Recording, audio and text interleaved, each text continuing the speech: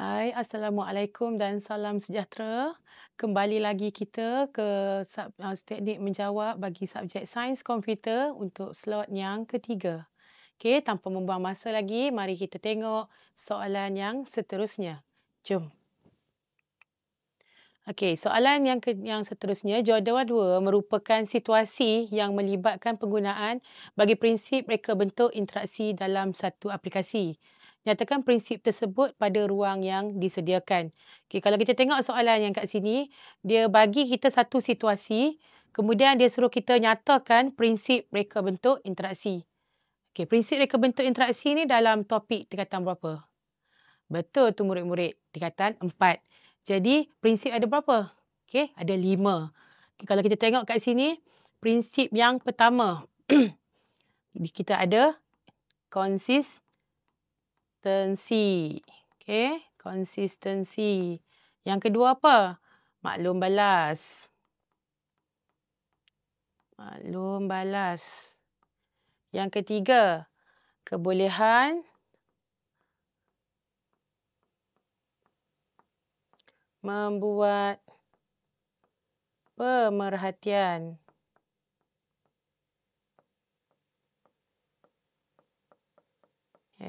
Yang keempat pula, kebolehan untuk menjangka.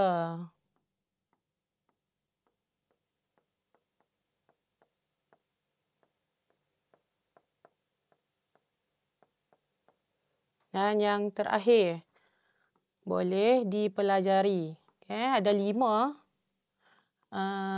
prinsip yang perlu kamu ingat. Ada 5 prinsip. Konsistensi, maklum balas, kebolehan membuat pemerhatian, kebolehan untuk menjangka dan boleh dipelajari. Jadi contoh soalan berkaitan tentang prinsip reka bentuk interaksi ni, dia boleh tanya mana-mana situasi antara 5 prinsip tersebut. Jadi untuk soalan ni dia tanya 2 saja prinsip. Kita tengok sama-sama prinsip apakah yang digunakan berdasarkan situasi yang pertama. Baik, kita baca. Ali boleh meramal paparan yang akan keluar apabila menekan ikon X. Murid-murid rasa apakah prinsip bagi situasi yang pertama? Betul tu, pandai pun. Kebolehan untuk menjangka. Kebolehan untuk menjangka ataupun dalam bahasa Inggeris dia predictability. Jadi lagi sekali cikgu ingatkan, hati-hati bila nak menjawab dalam bahasa Inggeris, ejaan perlulah betul. Jangan salah lah. Baik. Kita tengok pula situasi yang kedua. Wan ni dapat melihat keseluruhan antara muka dan mengenal pasti butang-butang interaksi yang terdapat pada aplikasi. Situasi yang kedua ni, apakah prinsip reka bentuk? Yang tadi kita dah ambil kebolehan menjangka. Ada 4 lagi prinsip yang kita boleh pilih bagi situasi tersebut. Murid-murid rasa apakah jawapan dia? Betul tu. Kebolehan bagi membuat pemerhatian ataupun perceivability. Jadi yang ni antara contoh soalan berkaitan tentang prinsip.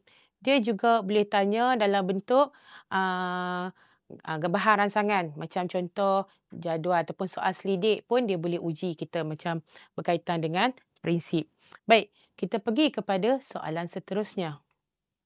Jadual 1 merupakan fungsi fitur dalam perisian pembangunan bagi sistem pangkalan data. Fitur tu apa? Fitur tu dia lebih kepada fitur, ciri ataupun fungsi lah. Tapi yang ni perkataan baru. Bukanlah perkataan baru, kita jarang dengar. Tapi dalam buku teks sains komputer, perkataan ni memang diguna pakai. Jadi lepas ni, biasakan diri dengan perkataan tersebut lah. Kalau kita tengok berdasarkan soalan, dia bagi fitur X, Y, Z. Maksudnya dia nak ciri X, Y dengan Z. Kemudian dia bagi kita fungsi. Fungsi-fungsi dan kemudian soalan yang dia minta adalah nyatakan nama fitur bagi X, Y dan juga Z. Berdasarkan fungsi yang diberikan. Baik, kita tengok fungsi yang pertama atau bagi fitur X. Memapar data dalam format yang dikehendaki. Untuk soalan ni, dia lebih kepada pembangunan sistem pangkalan data bagi tingkatan 4. Baik.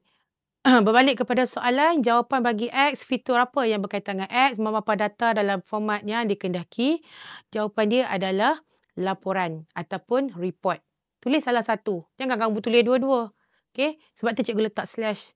Maksudnya boleh jawab dalam bahasa Melayu ataupun dalam bahasa Inggeris. Selagi mana perkataan bahasa Inggeris tu berada dalam buku teks kita, maka boleh diguna pakai. Kalau tak ada, tak boleh lah. Dia lebih kepada bahasa Melayu. Jadi hati-hati ya anak-anak.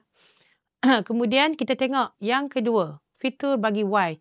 Siri arahan yang dilaksanakan secara automatik apabila data atau butang ditekan. Jadi kita tengok fitur Y adalah makro. Okey, makro. Sebab dia nak buat secara automatik. Bagi Z pula, memudahkan pengguna membuat pilihan yang dia kendaki. Dia nak buat pilihan. Jadi apa yang berkaitan dengan fitur Z ni? Fitur Z ni adalah switchboard ataupun menu utama bagi pembinaan sistem. Boleh ya murid-murid? Okey, baik. Untuk soalan sistem pangkalan data tingkatan 4 ini, dia tak banyak soalan tapi dia wujud dalam bahagian A. Bahagian B dia tak ada. Bahagian A dia wujud mungkin satu soalan atau dua soalan. Dia tak banyak. Sebab tu cikgu tak berapa tekankan sangat. Tapi walaupun tak tekankan sangat, bukan bermakna tak keluar. Dia keluar. Tapi kita tengok dalam bentuk soalan-soalan sama ada dalam bentuk seperti yang tertera di hadapan ataupun dia bagi dalam bentuk jadual, dia tanya tentang query pun boleh juga. Selalunya soalan-soalan tu dia uji berkaitan dengan Microsoft Access tingkatan 4. Baik, kita tengok soalan seterusnya. Penyataan berikut merupakan definisi elemen dalam reka bentuk interaksi. Okay, gambaran awal sesuatu produk yang akan dibangunkan membolehkan produk tersebut dikaji dan diuji. Okay, dia nak nama elemen tersebut. Okay, elemen dia bernama apa? Gambaran awal. Okay, yang ni dia bagi meaning lah ataupun maksud bagi elemen tersebut. Okay, jadi jawapan dia merupakan prototype.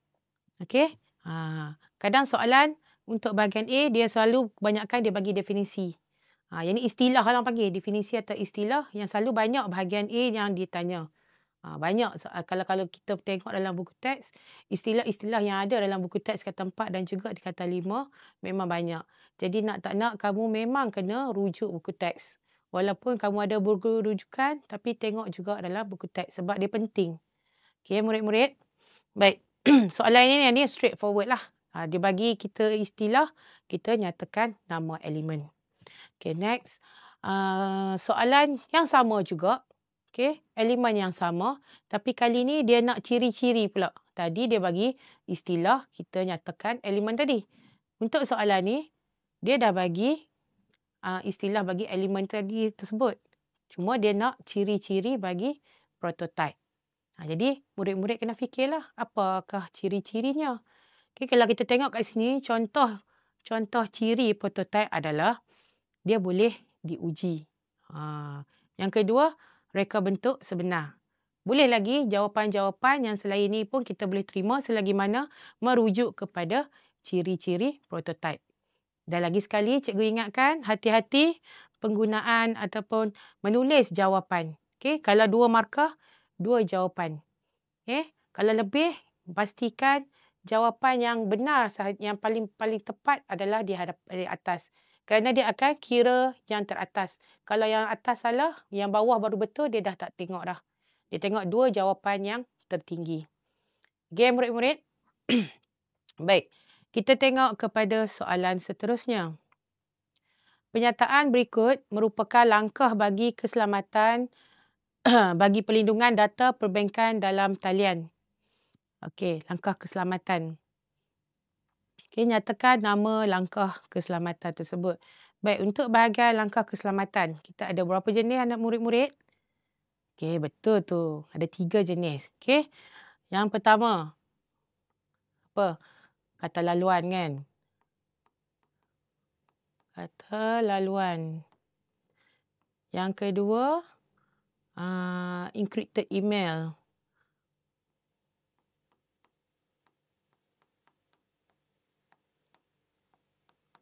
Dan yang ketiga, 2 pengesahan lah. 2 pengesahan.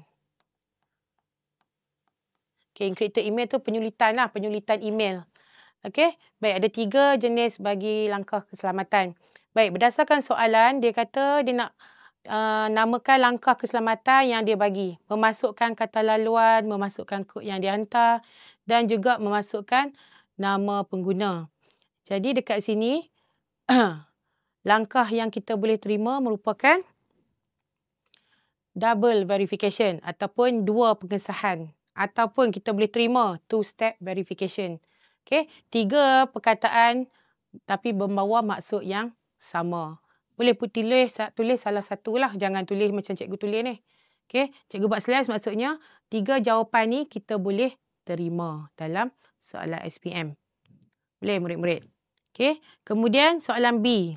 Sekarang ni untuk soalan B, dia suruh kita susun langkah-langkah bagi 2 pengesahan yang atas ni. Okey, A memasukkan kata laluan, B memasukkan kod yang dihantar, C memasukkan nama pengguna. Jadi untuk soalan B, dia kata nak ikut urutan yang betul. Jadi antara 3 ni, yang mana yang dahulu? Ya? Betul tu. Yang pertama adalah C memasukkan nama pengguna. Masukkan nama pengguna terlebih dahulu. Kan kita nak login kan. Dia mesti minta nama pengguna dulu ataupun ID pengguna. Yang kemudian dia minta memasukkan kata laluan kan. Untuk dia nak tahu betul tak ID pengguna dan kata laluan yang sama. Kemudian yang ketiga mestilah memasukkan kod yang dihantar sebab dia menggunakan langkah double verification. Kalau dia menggunakan yang biasa kata laluan, dia hanya masuk nama pengguna dan juga kata laluan sahaja. Okey, selain daripada contoh yang dia bagi ni, kalau untuk 2 pengesahan, mungkin juga selain kod, dia akan minta adakah you not robot ataupun dia akan masuk satu perkataan yang kita perlu masukkan. Kalau kamu perasan, bila dia kata tulis yang menulis dalam tulisan warna biru. Jadi kita masukkan supaya dia nak tengok adakah kita adalah pengguna yang sah. Ataupun lagi satu, macam untuk double verification, bila kita daftar, dia akan ada soalan ataupun perkataan yang mengesahkan kita adalah pengguna bagi ID tersebut. Kan? Contoh kalau masuk tabung haji, dia akan ada. Sebelum kita nak masuk, dia akan tanya, adakah ini perkataan yang kita dah setkan? Maka ya, kita baru masuk login dan masuk ID dan juga password. Tapi kalau bukan, kita akan tak masuklah kan. Yang tu merupakan 2 pengesahan lah. Dia akan buat verify. Kalau encrypted email ni, dia macam jenis kita masuk email, dia nak bagi bahan sulit. Dia tak nak kadang orang dah buka email tu, dia boleh baca email yang dia attach kat kita. Jadi bila kita nak masuk PDF tu, dia akan masuk password dulu. Selalunya orang yang terima email ni, dia akan maklum, okey, buka sekian-sekian, password dia sekian-sekian. Jadi kalau orang yang dapat email tu, dia tahulah kan. Sebab orang yang hantar dia akan maklum, okey, masuk nombor yang huruf di hadapan, kemudian diikuti dengan nombor kad pengenalan 4 digit belakang, contoh.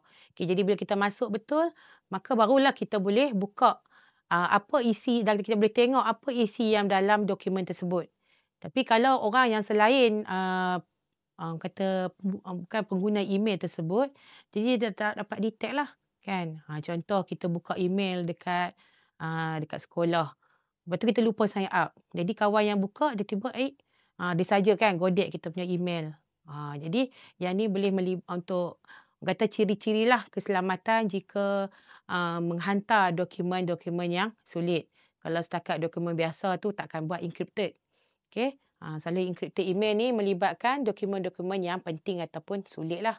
Jadi murid-murid boleh nampak perbezaan antara langkah-langkah keselamatan bagi perlindungan data. Okey. Okey, baik. Kita tengok kepada soalan seterusnya.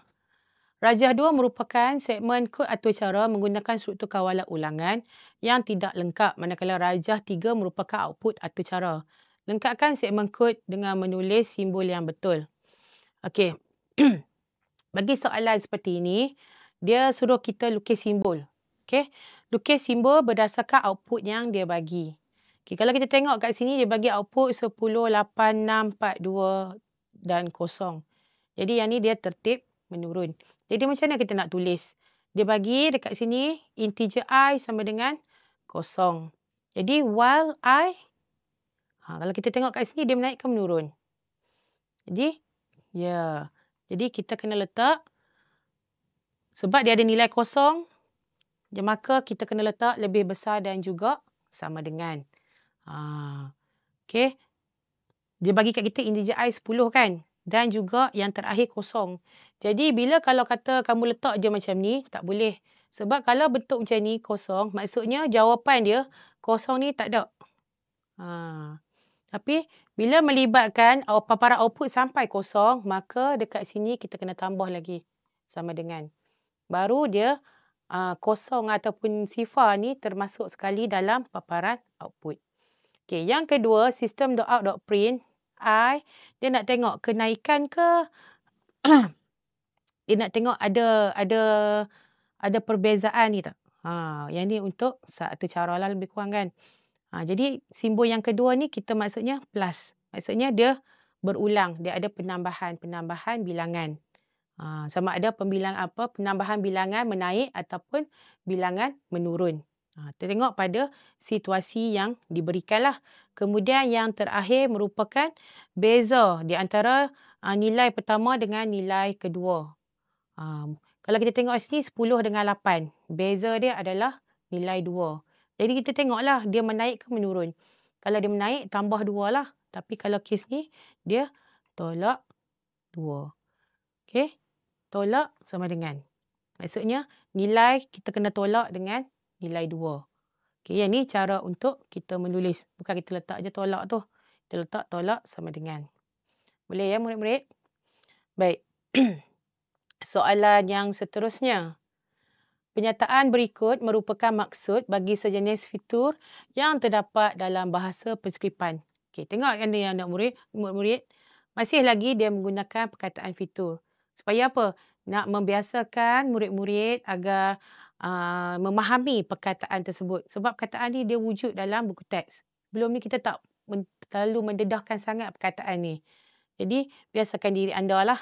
Okay. Kemudian dia bagi kita maksud, koleksi kaedah atau fungsi yang disediakan bagi diguna pakai dengan hanya memanggil fungsi dalam atur cara. Dia nak nama fitur tadi. Okay. Fitur tu nama apa? Okay, standard library ataupun pustaka piawai. Tapi selalunya murid-murid biasakan dengan standard library kan. Pustaka piawai ni jarang kita guna pakai. Tapi dia sama, yang ni maksud kepada standard library tersebut. Okay, dua-dua boleh. Dan jadi macam biasa, ejaan kena hati-hatilah. Baik. Okey, baik. Saya rasa sampai setakat ini sahaja bagi slot yang ketiga. Kita akan berjumpa lagi di slot yang akan datang. Terima kasih. Assalamualaikum dan salam sejahtera.